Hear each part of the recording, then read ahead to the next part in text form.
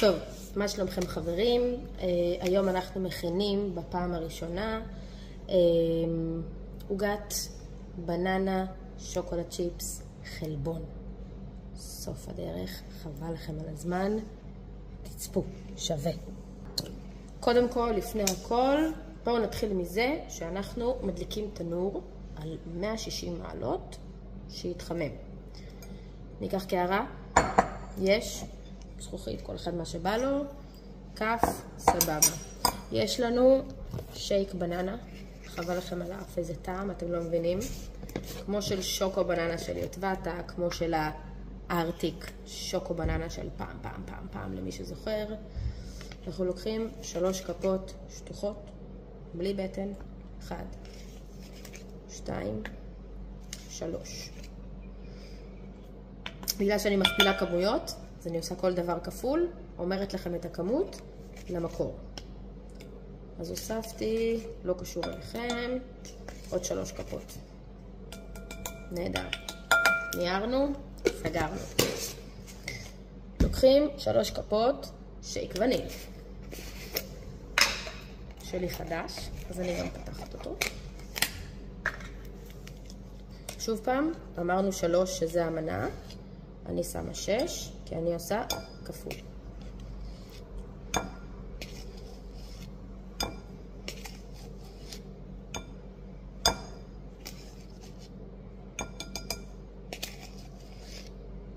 שמנו, עברנו הלאה. שמים 2 כפות של חלבון PDM, כזה. שוב, אני שמה 4, אתם רק 2. 1, 2, 3, 4. יופי. סיימנו עם האבקות. אנחנו צריכים אבקת אפייה, לא משנה איזו, שלמה, לתוך הדבר הזה. נזרוק לפח, שלא יהיה לנו מוקלח. מהמם.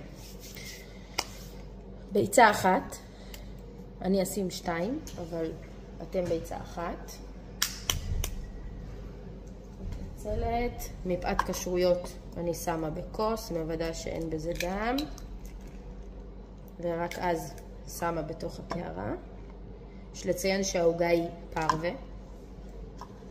היא לא חלבית. והיא מדהימה בטעם שלה. בבקשה, ביצים בפנים. סיימנו עם הביצים, אנחנו מוסיפים שוקולד צ'יפס. 50 גרם שוקולד צ'יפס, מוסיפים אותם בכיף. יאללה, בואו נערבב.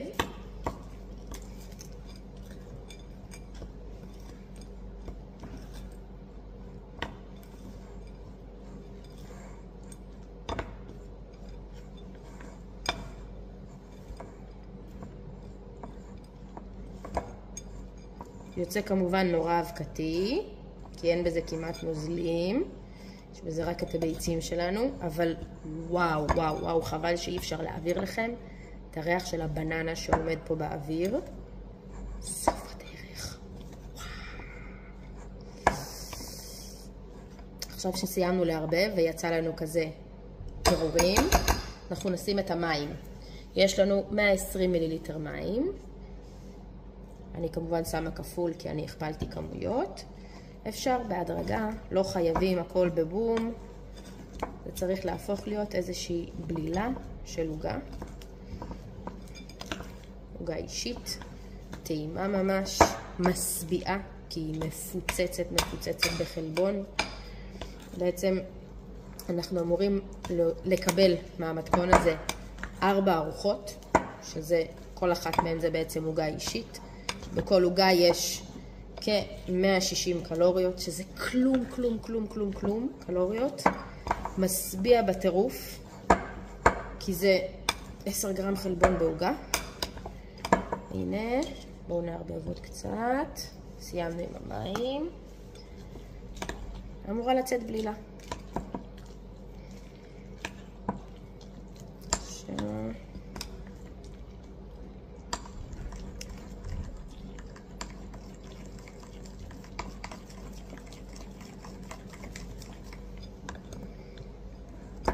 לערבב.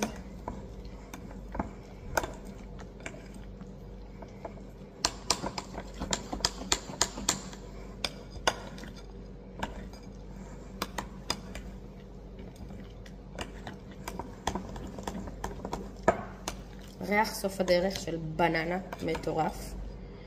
נראה ככה. בואו נעביר לתבניות ולתנור. נתראה אחרי.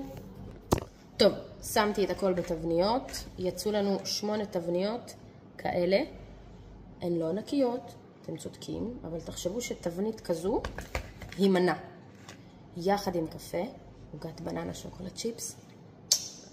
נתראה אחרי האפייה. טוב, האפייה נגמרה. רוצים לראות איך זה נראה אחרי האפייה? הנה, תסתכלו. רותח, אז אני ממש מקווה להזדרז ולהראות לכם לפני שנשרפתי. כזה. רואים שזה צהוב, אימא'לה ואבא'לה. ריח של בננה.